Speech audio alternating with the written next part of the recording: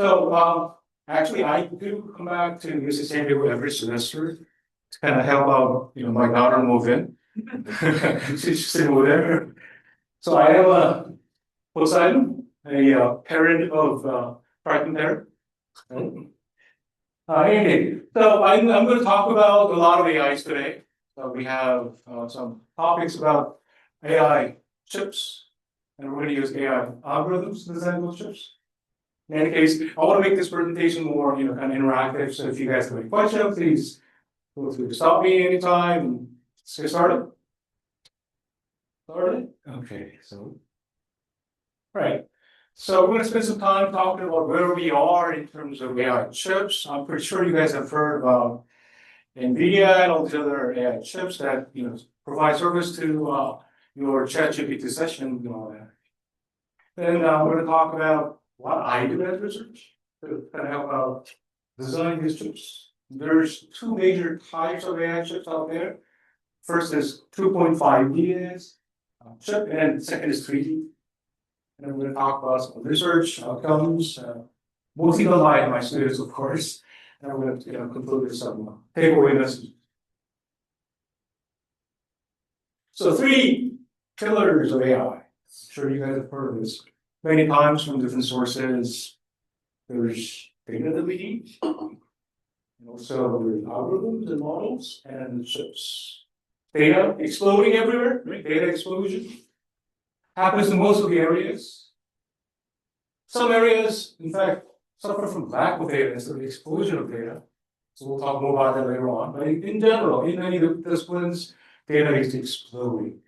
And that's not just the human, but devices, things generate data. As far as algorithms, a lot of smart people at CS developing new AI algorithms and create and train models to provide services to customers. So we have a lot of those already. They're making good progress, we're exploding. But when it comes to chips that run these models and train and run algorithms, there's a big shortage, as you might have heard. Shelf is empty. Yeah, shelf is empty. But these are some of the chips, whether you know it or not, you're using every time you log on to ChatGPT, right? So there's, of course, NVIDIA that's out of stock, but it has been out of stock for many years now. And you have to wait more than a year to get your hands on H100, right? And B200s that are coming. But don't forget, there's also other chips as well out there. So AMD is catching up pretty fast. And then Broadcom is not too far from here. And Intel and Huawei. These are the chips that, if you're long enough, you can buy. Versus, you also heard about how these companies that don't seem to develop their own chips are doing it now. Right? So you heard about Amazon having their own AI chips, etc., Microsoft, Tesla, all these companies are not chip companies per se, but then they design their own AI chips themselves. Several reasons. The wait line is so long, and some of these chips, you don't need all those features that you provide in these chips. You just need some part of it, not all of it. So, AI services are provided with these chips. Now, people talk about packaging these days. If you are interested, if you've been following the new trend in semiconductor, renovations these days, packaging is, getting a lot of attentions.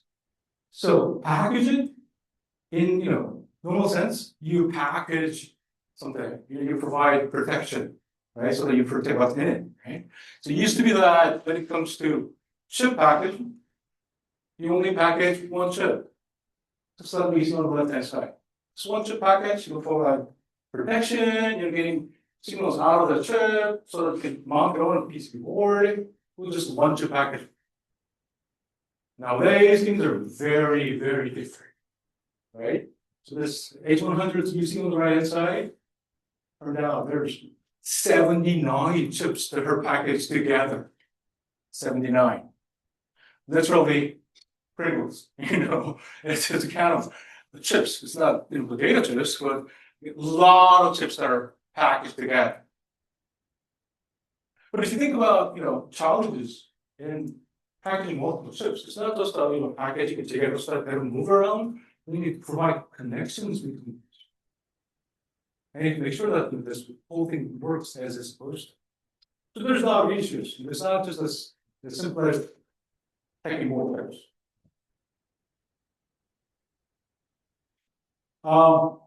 You might have heard 2.5D, 3D, 5.5D, 3.5D. So right now, there's no consensus on how we call all these different ways of packaging chips.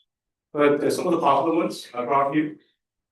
So 2.5 is when chips are side by side, right? Then these chips need to be again connected so that they can communicate. So how is communication done? With another big plate that's on the bottom. And that's the so-called interposer. We silicon do it. And the silicon interposer on the bottom provides wires that connect these chips. So that's 2.5D. And we're going to talk about 2.5D a lot today. Then there's 3D packaging, where to turn out stack on top. And a good example of that is HBM, high bandwidth memory, where 12 DRAM dies are stacked on top of each other, and there's a 13th floor on the bottom, also stacked with 12. So there's the 3D packaging. And then, in fact, NVIDIA has both of these, 2.5D and then 3D, where some of the chips, right, on this bottom plate is 3D, right? So then that's when you have 5.5D. Okay. So I want to spend a little time about how we produce these chips. First about manufacturing, then I want to talk a little bit about how we design it. Right? So that's how X100 manufacturing this chip involves multiple companies, not just one company doing it, multiple companies. Right? So for example, this guy in the middle is your GPU die. So that guy is designed by, of course, NVIDIA. Design time is around a few years. I have my own students working there, so I know for a fact that designing that single monolithic guy in the middle takes 1 to 2 years. They start very early. All the pipeline. But then TSMC manufactures this chip, right? Intel. But that's not the only chip in this whole system.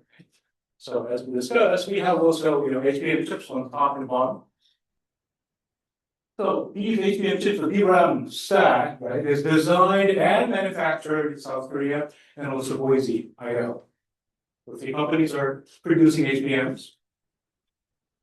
Then of course the third piece that must be manufactured is this bottom plate that we don't see from this top-down view, but then there's this bottom plate silicon that accommodates these sockets that are in the middle, and then part of the building along the side, right?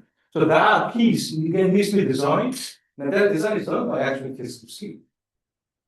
And then manufactured that. As you can see, multiple companies, multiple locations working together to build an H100.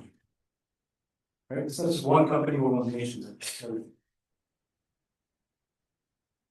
I'm going to jump into designing this thing. Designing what's inside these chips. You can imagine, right? The number of transistors in this GPU is like reaching tens of billion or hundreds of billion transistors. Extremely complex. Single things most complex thing that we ever designed.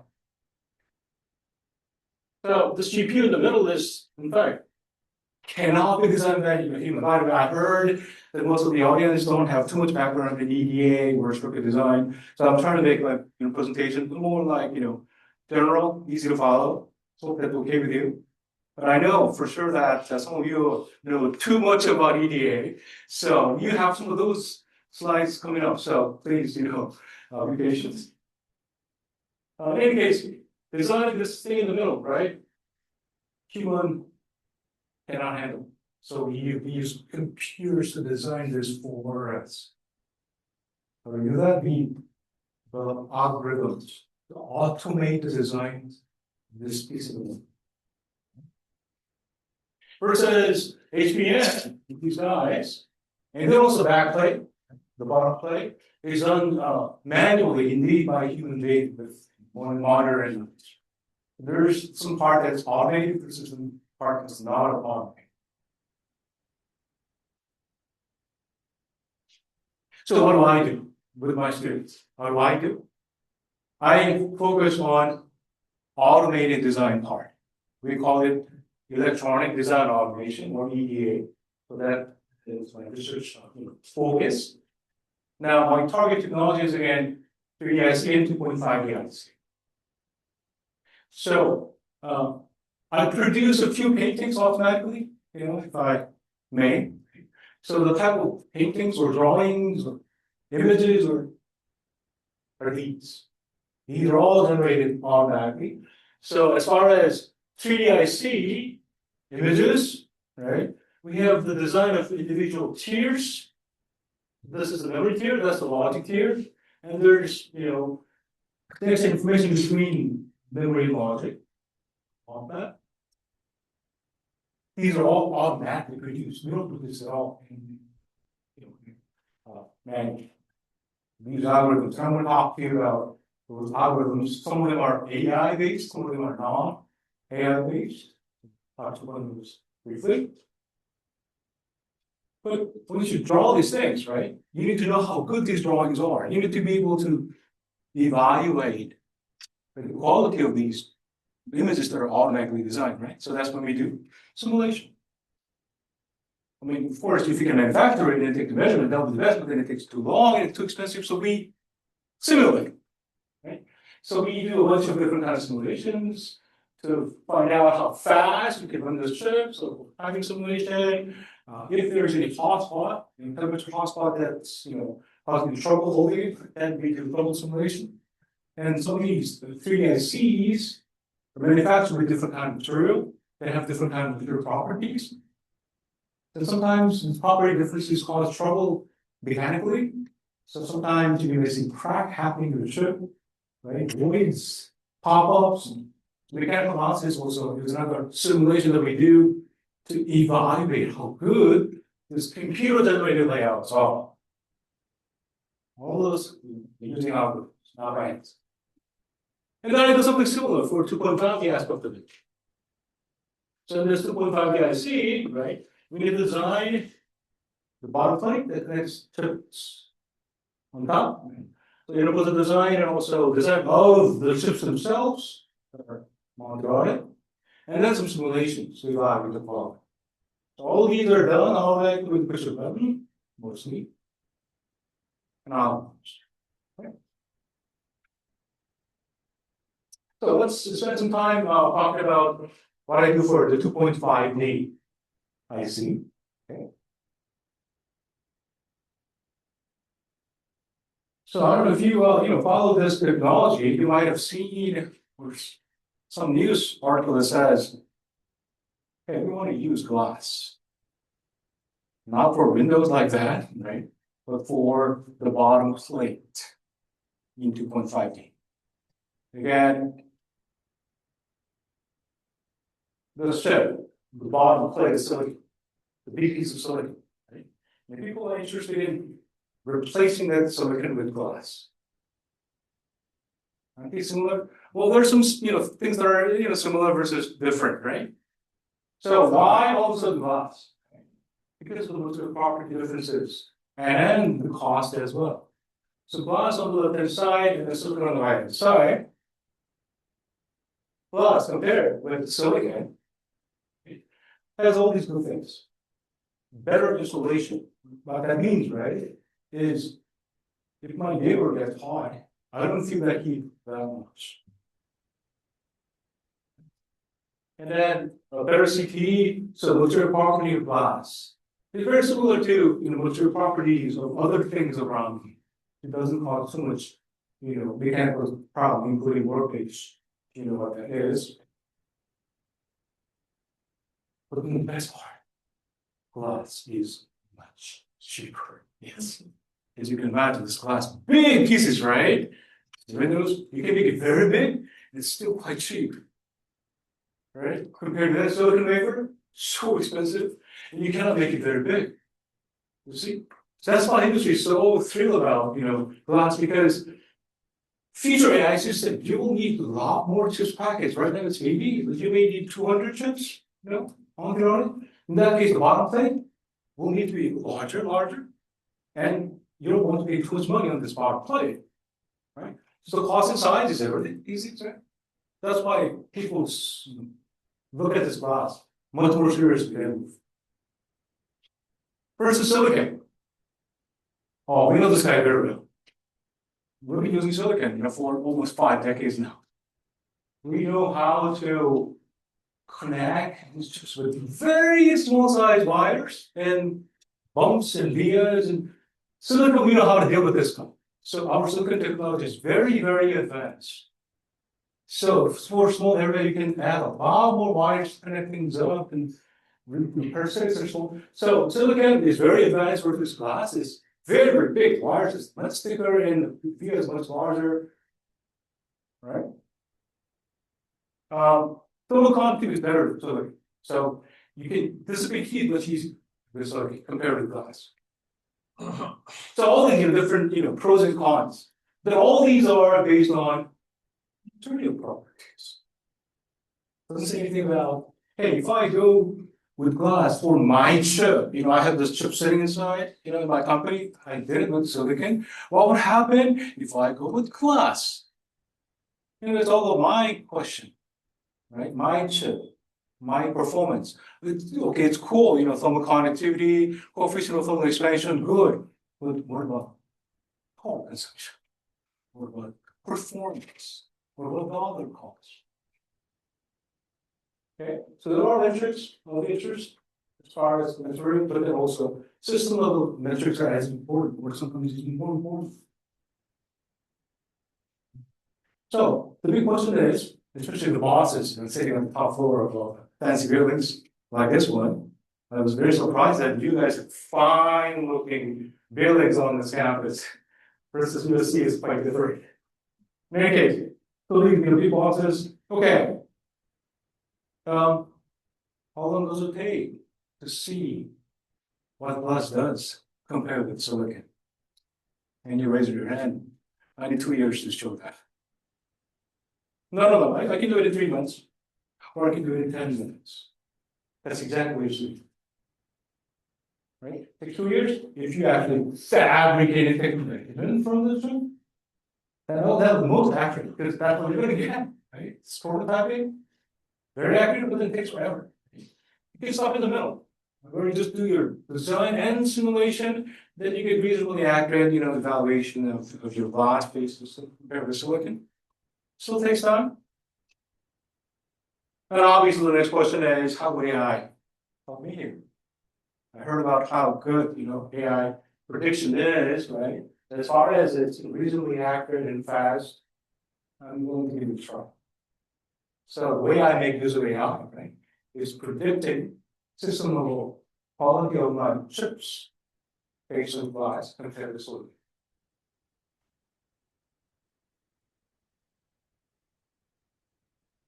Okay. AI, we need data. We need data. If you don't have data, you cannot teach your model. But compared with image, videos, Google, they will have billions of those versus us. Circuit design?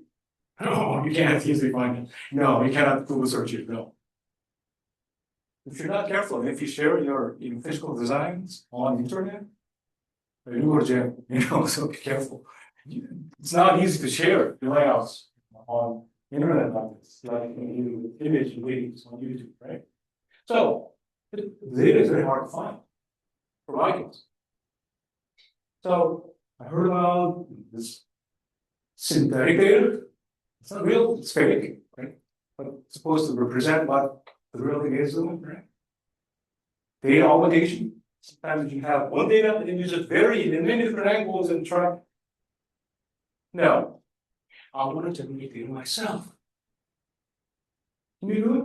I can because I have algorithms. I have design tools. push a button, it spits out data. Design, automatically, simulation automatically. The type of drawing that I showed you, all these things will be generated automatically, and I have the tools that generate these. Some user could generate all this. So that's exactly what I do. If you have media tool like this, you can use it to generate it and train neural networks that does useful things.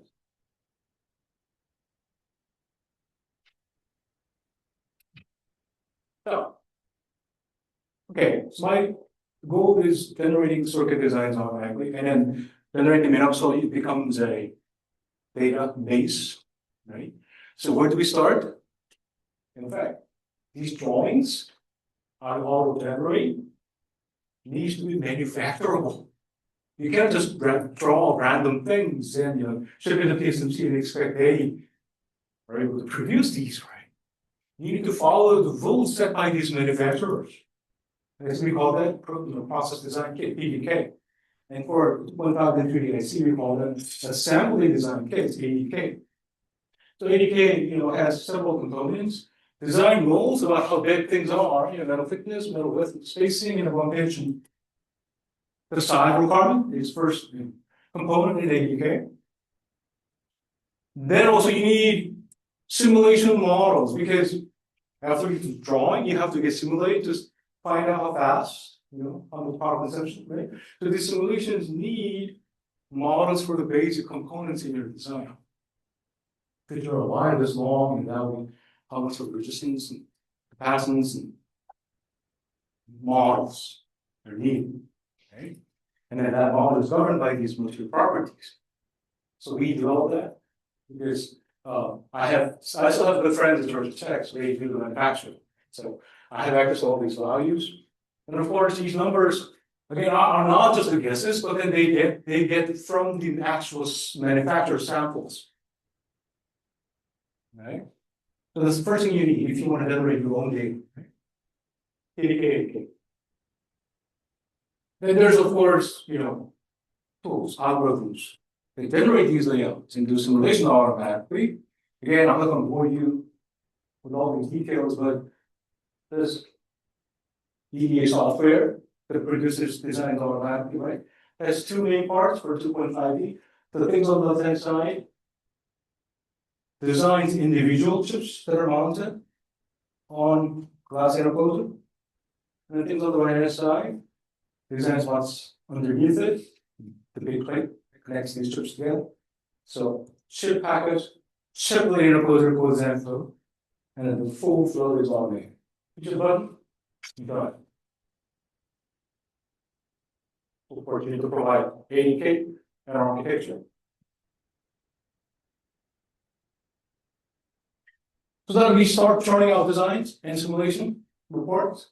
So we're going to show you a snapshot of some design and some simulation. So we looked at RISC-V architecture, including in silicon versus glass. And then also one chip, because that's another option if you can afford, right? Before you split this into small chips and then mount them on the composer, if you can, then you can just put everything and implement it in one system chip. So we have compared 50 options of the same architecture. And looking at a bunch of metrics or measures, including area and wire length and eye size, if you care about this, basic signal integrity metric, power integrity metric, skipping all the details. What we found was that this RISC-V based system, if you do it with glass, turns out to be better than silicon. Like this much. So the main reason was in glass, you can embed some chips into the glass and then stack more chips on top of it. Versus silicon, you cannot bury a chip that's inside silicon. I presented this to TSMC. They said, no, we can't do that. I was like, how expensive is that? Oh, that's just a hard story, So embedding the chiplet into glass is much cheaper, but embedding the silicon substrate into a silicon is much, much more expensive. And people don't even try. in practice. So because of the stacking happening in that class, everything was small, design was much small, and while it was shorter, so glass turned out to be a better option for that architecture of line. I don't want to make it a general statement. Things could be different. Yes, go ahead. Just one question. What's the difference between embed the chip inside the glass as opposed to just stack another layer on top of the chip? Okay, that's a great question. So the difference between embedding and stacking, right? So embedding, this is the whole glass. So what happens is you dig a hole in the glass, and then you put it in, right? And then you cover that up with methodologies. And then on top of that, by the way, this whole thing is a cross section of the top, right? And then you can stack another chip on top of it. So here, both are happening. Embedding and stacking are happening at the same time. But in silicon, you cannot dig a hole and then embed typically. So the only thing you can do is putting chips side by side.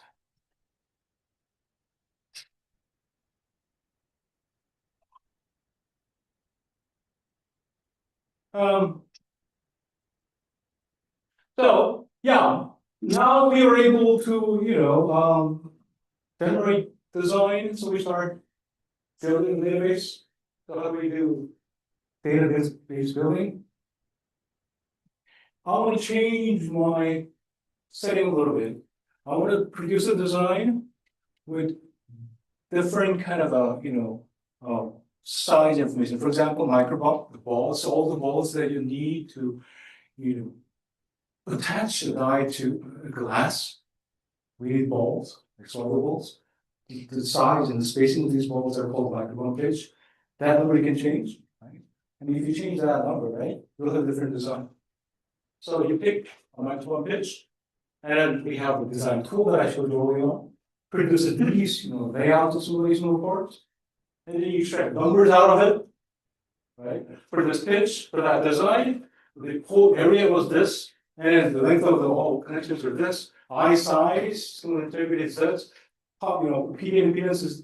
So the whole set of results for the specific, instance becomes a row in your Excel file. Then you go back and change the raw pitch slightly, and do the whole thing, right? And you get another row in your Excel file. You repeat this like 100 times, you have 100 rows in your Excel file, you have 100 data sets. Takes months, yes, takes months. Now that we have built the initial data set, I want to talk about AI. How do we make use of it? Now that we have built the initial data set, right? How do we make use of it? To answer that question, what will us do to me, right? So I'm gonna build two AI models. The first one is called RL predict, and the second is RL actor. RL reports is reinforcement learning. So I'm going to first train this RL predict and say, look, this kind of design gives you that kind of quality. This kind of design gives you that kind of quality. It's an image to text mapping. This image, that quality. You keep on training your AI model like this. With let's say 100 points in the database, right?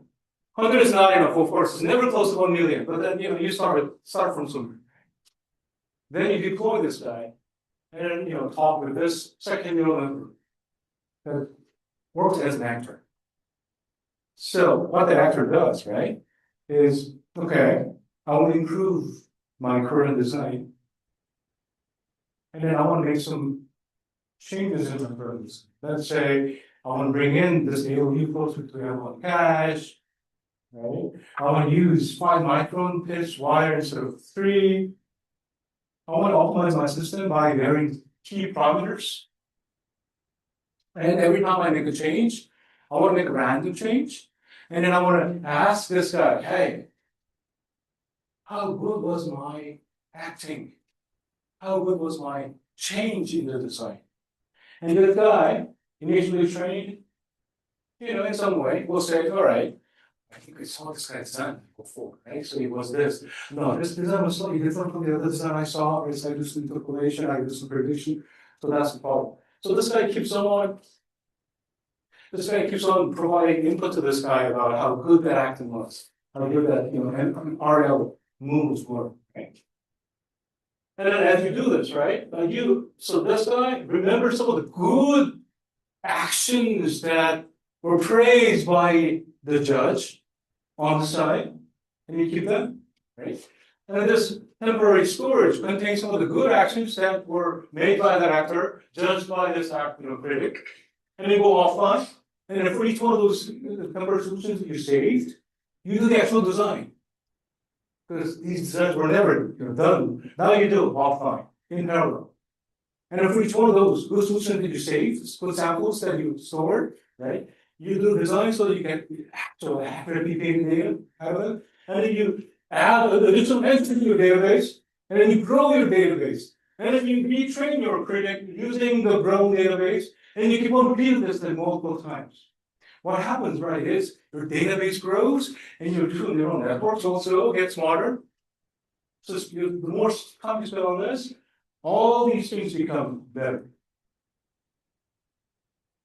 And once you know that this training or active learning and reinforcement learning, right, has converged, then you can answer these questions about if people are curious about the details of these two guys, right? This one and this one.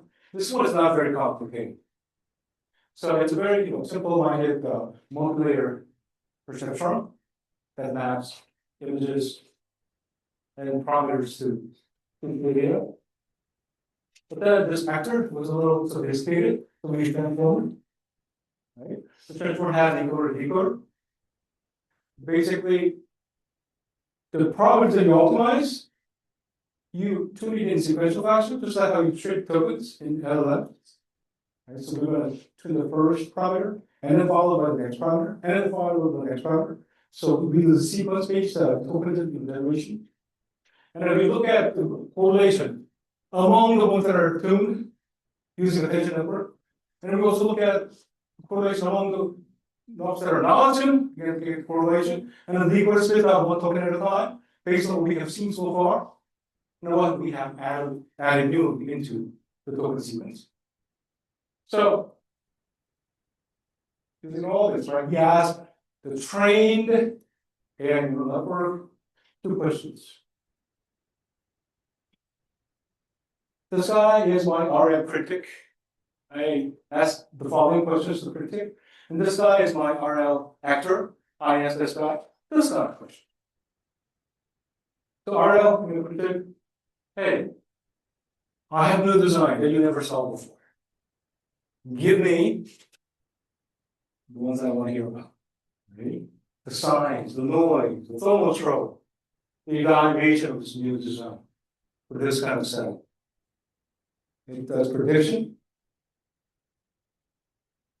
How can I take these over? Without involving, I actually literally did the design myself and spent a few days, and it turns out the actives are pretty accurate. So this RF predictor, right? Predict if you train well with a good size database that's growing as actual learning progresses, right? It gives us pretty high confidence in predicting what's happening on the user unseen architecture. And then this RL actor, I asked this guy to optimize some material properties. Because this guy does action, right? So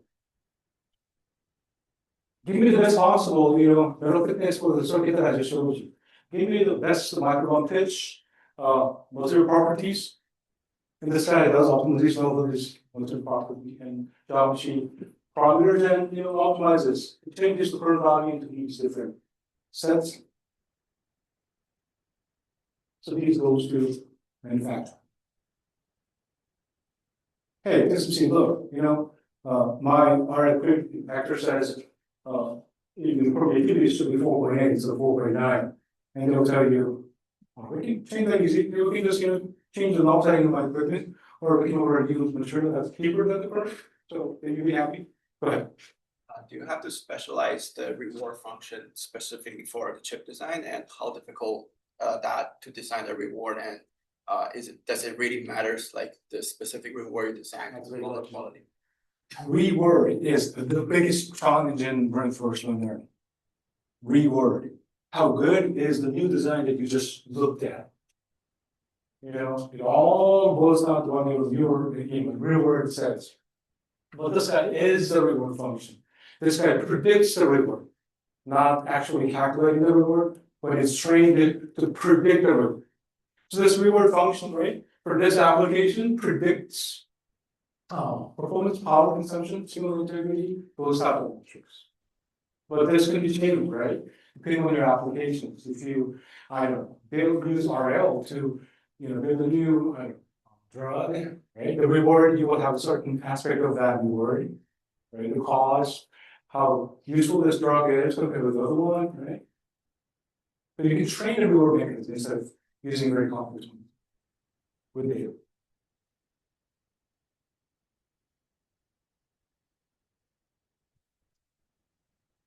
All right, now the next part is 3D-IC. We're going to start. Why stack? I get this question a lot. Why do we stack chips? Usually there's just one chip does everything. Now we have 79 chips. Why do you stack them instead of just putting them side by side? If you stack chips, their distance reduces dramatically. That's the only reason. They're stacked. The distance between NVIDIA and then this 180 NVIDIA GPU used to be quite long, a few millimeter long. They feel like a few millimeter long away. But the time it takes to read data from your DRAM, energy requires to bring it. You start 100 times more latency compared to other cache. Energy also is left to straight.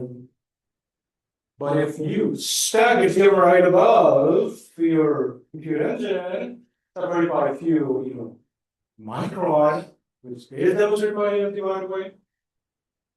Oh, access speed, time it takes to bring data from DRAM, energy that's required. There's simply no comparison. Not only that, number of connections between these two tiers is like tens of thousands, hundreds of thousands. You can bring data, hundreds of thousands, all of the same sort of waiting sequence. Data boom is the main benefit of getting closer. Now, people also talk about how stacking helps distances between chips in one chip.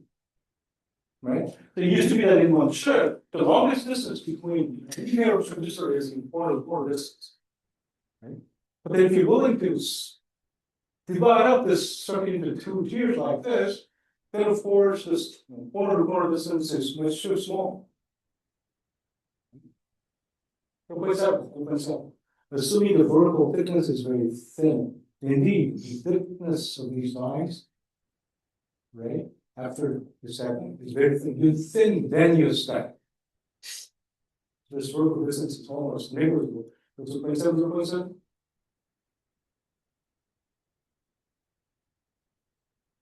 So everything is very close. Okay, so it looks good on theory. It looks good on paper, right? Does industry care? Oh yeah. I've been doing research in this area for 2.5 decades, right? Every time I present up like this, where is the question part?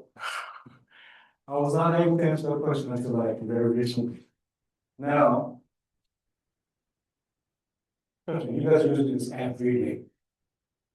Every time you do something in a question, something in tokens, chances are chips that run your ChatGPT would use this HAM to turn out your output. You are indeed using 3D every day. Fine. Go ahead. Is it like a full stack or just a memory part? Just a memory. Just a, Yes. So here in NVIDIA, so this is 3D IC here, but then this GPU is just one tier. But A and B. Even the middle, shopping center in the middle, is 2 floors, not 1 floor anymore. Yeah. So 3D stacking is also happening in the middle GP. So they have like the, Yes, it's a face-to-face connection. oh, okay. Yes. Yes, face-to-face. So you don't need data between the tiers, but you still need to first two data to get the power and I/O through the bottom.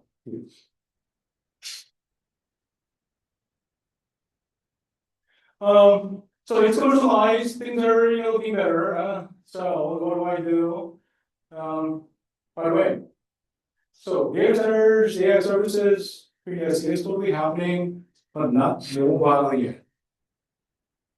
So Mike, Nadal was also asking me, hey Diddy, I know you're doing this, right? So is that on my phone? Oh, not yet. So 3S is not happening on our phone yet.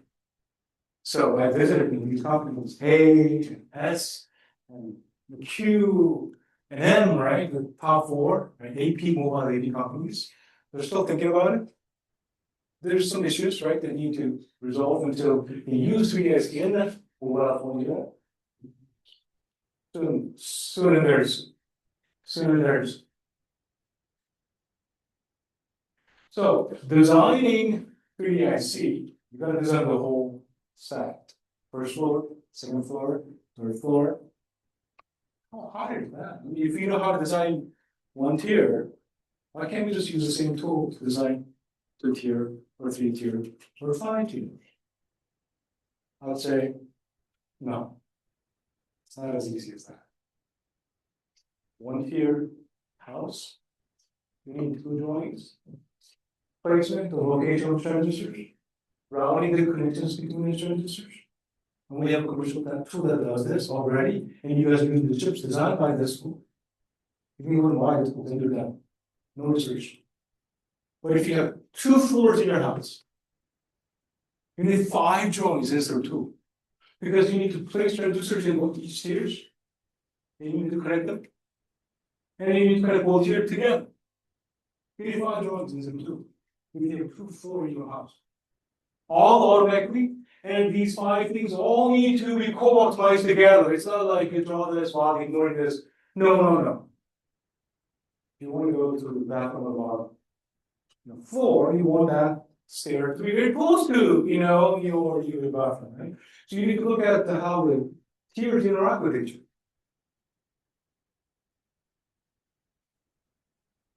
One of the key challenges, one of the key design challenges, design automation challenges in 3D-IC, right? Is 3D-IC placement. And we have world expert here in this room. 3D-IC placement. What is 3D-IC placement? For each component in your circuit, you decide 3 things: X coordinate, Y coordinate, Z. X, Y, Z. It used to be that if you have just 1 floor in your house, X and Y. But if you have multiple stories in your house, X, Y, and Z. You have new dimensionality. Right? But of course, this 3D placement problem is enormous impact on the quality of the final design. How fast we can run this chip, how much power is consumed, what kind of thermal, hotspots may form. All depends on where you place these guys in X, Y, Z coordinates. And you cannot do this manually. You have to use algorithms and algorithms. Okay. So we started with non-AI approach some time ago. And the way we do it, right, is using the existing goal. Hey, why reinvent the field, right? Find new ways to use the same wheel.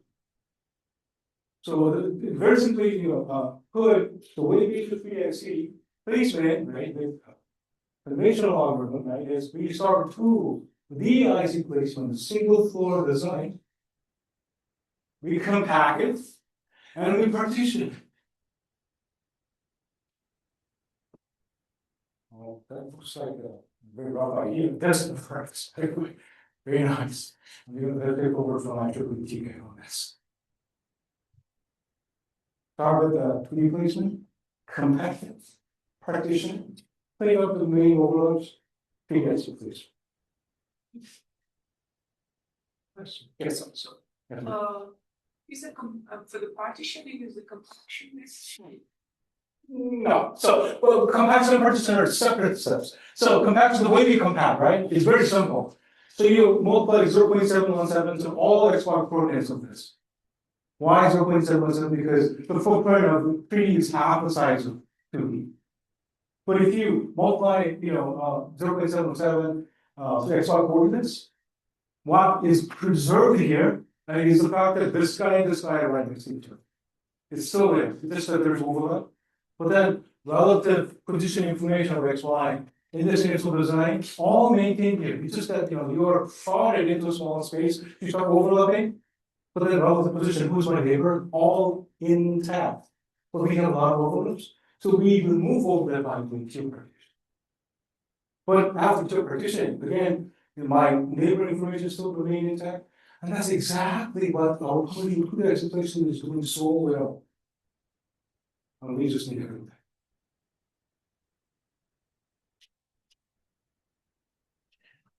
Okay, now what about how do I solve this problem with AI? Right? The main idea is this. I'm going to start with some initial placement that may not be too good. I'm going to keep on improving this initial 3D placement using again some algorithm until I'm happy and I'm returning the final solution. So this is so-called iterative improvement. You start with some solution and we keep on improving the quality of this. And CK student, you've been waiting for this, right? So what I do, I'm going to use PP accelerated algorithms, right, using differential loss function. Right? So I have this initial placement that I obtained from my previous idea, compaction and partitioning. That becomes my initial solution. And then what I do, I'm going to create a GNN model, right, to represent the 3D on this, right? And then what I do from the placement, I'm going to extract a few feature maps that basically tell me about the congestion of each placement region, G cell in the placement. So I'm going to extract a Rudy map, right? Basically the wire condition prediction from a given placement that doesn't have to have routing results available. The Rudy map is pretty popular, right? And then what I'm going to do is these Rudy maps are going to be fed into Siamese network. Siamese, right? Two heads, two sets of feet, commonly shared part in the neural network, right? So these two heads, right, learn the unique features from individual tiers in the placement, and they share some information that affect both tiers as far as how the condition affects the top tier and the bottom tier, and then eventually split back into two tiers, and you're going to get congestion map in 3D-IC. So that Siamese does, given a placement, 3D congestion prediction. Yes, we do need database to train this model, Siamese network.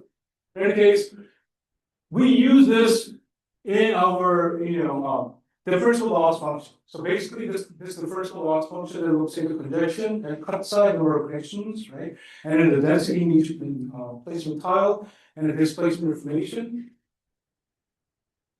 all differentiable. These are estimation functions that you can differentiate. So if you have a differential loss function, you can take the derivative, you can use gradient descent method, optimize. So this loss function gives you new coordinates, x, y, z. That's different from the previous x, y, z for all elements in the circuit, but potentially reduces these loss functions. Repeating this. By the way, obtaining x, y, z also is done with GNN. GNN learns what my neighbor is doing by doing aggregation, right? Using a learnable parameter, right? The GNN filters. It does reduce the loss. Putting it all together, the overflow reduced quite a bit, and then TNS also reduced quite a bit.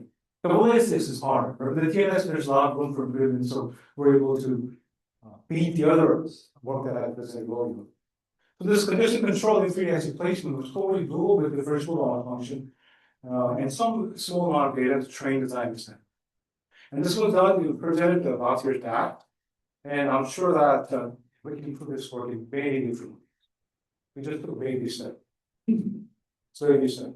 We didn't look at how hybrid bonding versus like bonding style interchangeable scenarios. We didn't look at the performance optimization of the 3x replacement. You can look into the thermal aspect of it, right? So this loss function can be customized into different kind of metrics that you guys are interested in optimizing. But this overall framework using, neural network to kind of predict the condition that you're trying to optimize, and your loss function make use of the prediction that was done by this neural network that's trained, and then using it as a iterative loop that optimizes X, Y, Z coordinates, right? This is a nice framework that you can use to improve the main.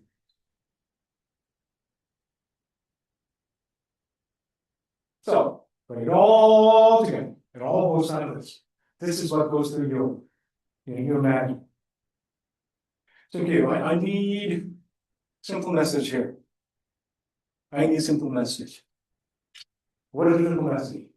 I'm going to compare three things. This is the conventional 2DIC. This 1-floor house. This is my 2-floor house, right? Where all the memory, last level cache, in the first floor, everything else goes to the first. Then these two chips were bonded with the solid bolts, separated by 10 micron. Okay, so this one, same situation, all the last level cache on the bottom, memory, right? And then the computer ended on the top. Then these two chips were bonded without the solid bolts, but directly powered to head, and then silicon dioxide have your bonding with pitch 1 micron. Numbers, right? PPA. People use that word PPA all the time. Performance, power, area. It's a very good, proxy for the total cost and benefits. So I'm comparing 2D to Sing4 and 2-floor with the solid bolts, 2-floor without the solid bolts. In terms of maximum speed you can ever achieve. Commercial ARM processor, TSMC16, commercial 80K. Gosh, I'm wanting TSMC3, right? With TSMC2, they never gave me access to TSMC3 or 2. So the best I have access to is TSMC16 at that. Twice as much. Why? Why is it shorter? It's very simple. Why is my 2DIC 2-tier chip running faster twice compared with a single floor house? Why? The legacy. You pay the price of half a drink.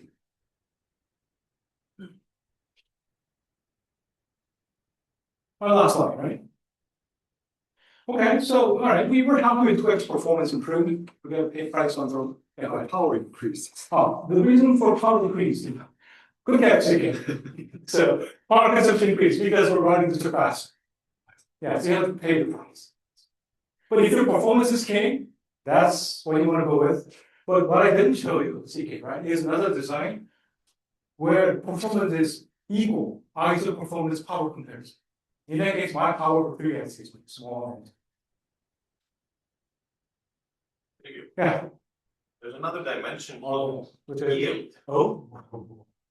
So what's the price I'm going to see in order to build this with the profit of yield? So if I don't have a help from Hugo's lab, the year is going to be very, very bad because during stacking, right? If you want a good die with a bad die, you waste the whole thing. You even throw away the good one and the bad one, right? So yield is going to be exponentially reducing as you have more number of tiers. So please help improve. Absolutely. Yes, thank you. So important. 3D testing is a hard and open, wide open research on. Now, what's DARPA, right? DARPA is all about, not all about, but a lot of it is about recycling legacy foundries. Legacy foundries. What the heck was that? I have this 14 nanometer foundry in Arizona. TSMC is taking forever to do 3 nano or 2 nano. I want to be able to produce something compatible to TSMC 2 nano with 14 nanotechnology. Like, are you kidding me? Can you even do that? 14 nano in a foundry to produce a chip that's as fast as 2 nano? You're gonna be kidding me. That's could be possible if you stack. What do you mean stack? Just like I told you, right? If you stack, performance improves by 2x. So that means for the same performance of let's say 3 gig, you have two choices. You can go with TSMC 2 nano, 1 4, or you can go with this, Intel 14 or 2 4. Same speed, if that's possible. Okay, if I'm not saying it's possible today, but if that's possible, I see the pathway, right? If that's possible, then we don't need to back TSMC to finish the construction. We can recycle Intel 14 or something to produce something compatible. Okay, thank you so much for your attention. I'll be happy to answer more questions here. Thank you.